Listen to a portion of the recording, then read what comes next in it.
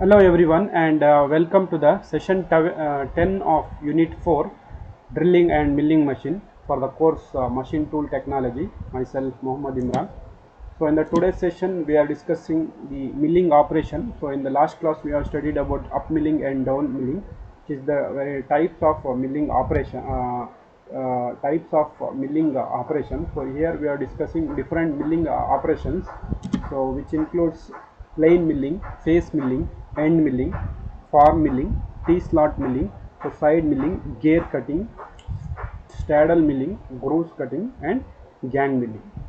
So in the today's session we are discussing the various milling operation which is performed on the workpiece by means of different milling cutters. You can see the plain milling. The plain milling is used for producing the flat surfaces which is parallel to the axis of rotation of the milling cutter. The plain milling surface is used to produce plain, flat horizontal surfaces parallel to the axis of rotation of the cutter. So here the plain milling is used for producing flat surfaces parallel to the axis of rotation of the cutter. You can see here, this is the cutter. This cutter is rotating like this, so the axis of the cutter is this one. So the flat surface is produced like this, so which is parallel to the axis of rotation of the workpiece. So the produced flat surface is parallel to the axis of the rotation of the workpiece, then it is called as plain milling. This operation is also known as slab milling. For this operation, the work is started and cutters are held properly on the machine. So cutter is properly held on the machine and the work is started, and the cutter is rotated. When the machine is turned on, the cutter is rotated and the workpiece is fed against the rotating cutter parallel to the axis of the rotation. The depth of cut is adjusted and by means of table and knee, the depth of cut is adjusted, uh, and the machine is started with proper selection of speed and feed as shown in figure. Face milling. In the face milling is also used for producing flat surface, but here the produced flat surface is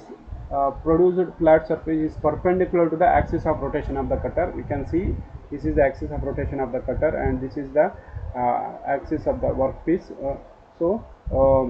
This is the axis of the workpiece and this is the axis of rotation of the cutter. The cutter rotation, the produced flat surface is perpendicular to the axis of rotation of the cutter. That is the main difference between face milling and the plain milling. In face milling, the produced flat surface is parallel to the axis of rotation, whereas in face milling, the produced flat surfaces is perpendicular to the axis of rotation of the cutter. It is performed by a face milling cutter with its axis perpendicular to the work surface. For this operation, the cutter is mounted on the plain milling machine and adjusting depth of cut, and machine is started with proper speed and feed as shown in figure.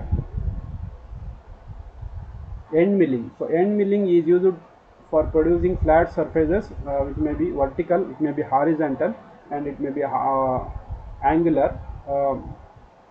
For end milling, the table uh, end milling process is the operation of producing flat surfaces which may be horizontal, vertical, or at an angle with reference from end milling to the table of the surface.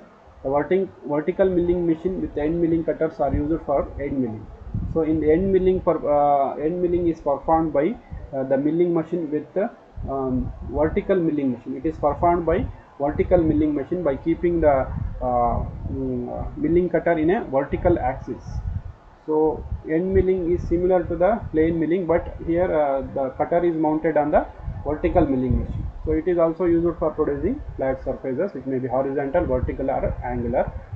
So the form milling is used to produce the contours such as convex, concave, or any other irregular shape on the workpiece by means of a special cutter.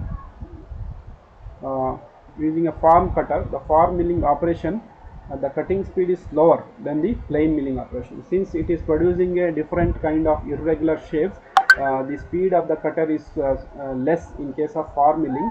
So in the case of form milling, the special form milling cutters are used. It is used for producing irregular shape, that may be convex shape or concave shape or any other irregular shape. So the cutter will be rotated in a lesser speed compared to plain milling machine. The T-slot milling machines are used for producing T-slots on the workpiece. You can see in the figure, the T-slots on the workpiece is produced by T-slot cutter.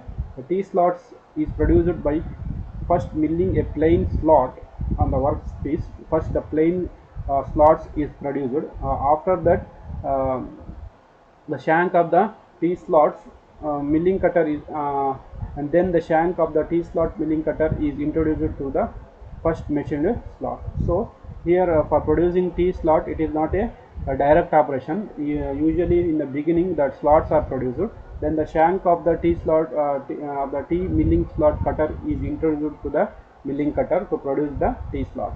The second slot is cut at right angles to the first slot by feeding the work past the cutter as shown in figure. So you can see here, first after the T slot cutter is introduced, after the normal slots are cut, the T slots cutters are used, which cuts the workpiece perpendicular to the first slots produced. You can see this cuts the workpiece perpendicular to the first slots produced. So the purpose of the T slots are for gripping purpose or for holding the workpieces in case of table. So side milling it is the operation of producing flat vertical surface on the side of the workpiece. So earlier workpiece they are producing the flat surface on the face of the workpiece. Here the side milling cutter, the flat surfaces are produced on the side of the workpiece by using a side milling cutter. The cutter is having a teeth on its face as well as on its side.